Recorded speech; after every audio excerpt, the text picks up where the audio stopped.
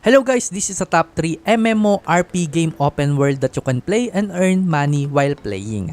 So, ang first game natin nandito si Lord 9 Infinite class.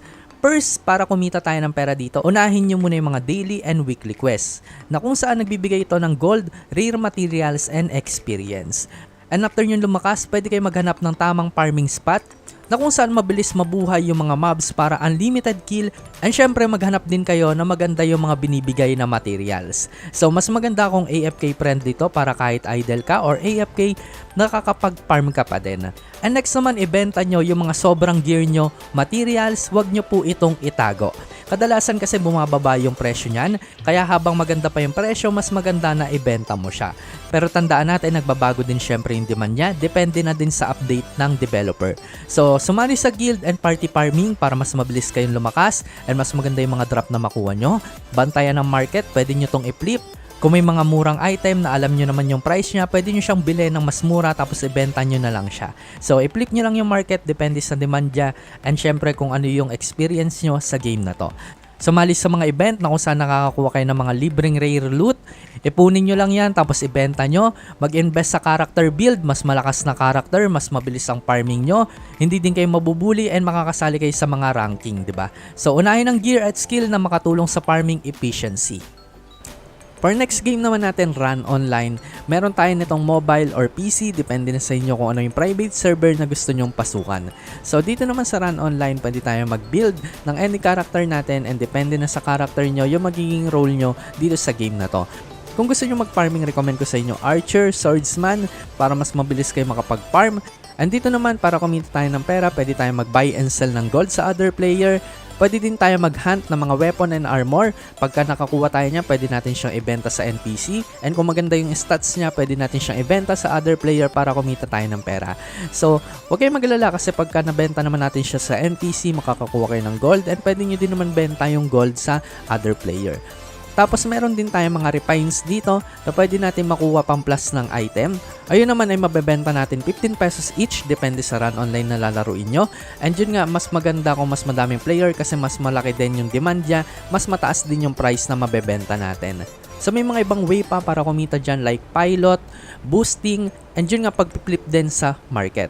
So pwede kayong bumili ng mga mura sa market and ibenta to sa other player, lalo na kung makaka-timing kayo na mura lang binebenta yon sa marketplace. So pwede nyo ibenta, i-shout siya para mas mabilis siyang mabenta.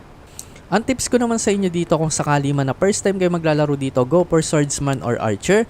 So sa Swordsman, lalo na kung in-type ka, mataas yung defense mo, and yun nga, madali ka makakapag-farm sooner pagka malakas na yung level mo. Pero kung Archer ka naman, malakas din siya, pero malambot lang siya. So kung magsha-shaman ka naman, healer lang mangyayari sa'yo dito. Pero kung malakas ka na, higher level ka na, pwede ka na mag-switch sa POW type para magkameron ka ng damage. Para naman sa brawler, maganda tong gamitin lalo na sa mga PvP, duel, or sa Guild War. And for last, nandito si Ragnarok, isang MMORP game open world. Meron itong mobile version and PC version.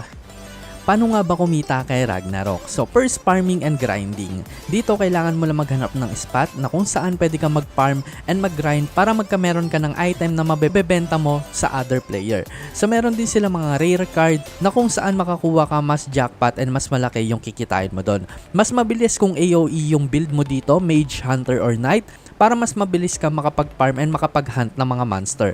Next naman is crafting. So dito may blacksmith and alchemist tayo na gumagawa ng weapon, potion, and consumable. So laging mabenta yung mga white pots, blue pots, condensed potion, lalo na kung War of Imperium or PvP. Kung may forging build ka naman like elemental weapon, mataas din ang presyo niyan. Next naman, pwede tayo mag-vending shop na kung saan pwede tayo magtayo ng mga vending natin na kung saan magbebenta tayo, or pwede din tayong bumili sa ibang player para makapag-flip tayo ng item. Para naman sa MVP at mini boss hunting natin, malakas kumita sa MVP drops at card. Halimbawa, Baphomet card, GTB o Taogung ka, instant millionary tayo dyan. Pero kailangan ng mas malakas na build or party para mas matalo natin sila, di ba? And para naman sa mga basic, meron tayo dyan mga daily quests at events. Para naman sa trading and market investment, pwede nating bantayan yung economy mismo ng game, bumili tayo na mas mura, and isale natin siya or mag-flip tayo sa mas mataas na price. Depende na sa inyo. May mga AFK farming din tayo dyan para sa mobile rocks or ROO.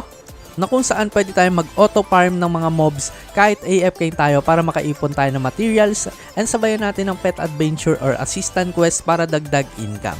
And for tips naman natin early game, mag-ipon lang tayo ng mga basic materials, empty battle, plops, herbs, or feathers. Sa late game naman, focus tayo sa MVP hunting, rare card, at market flipping.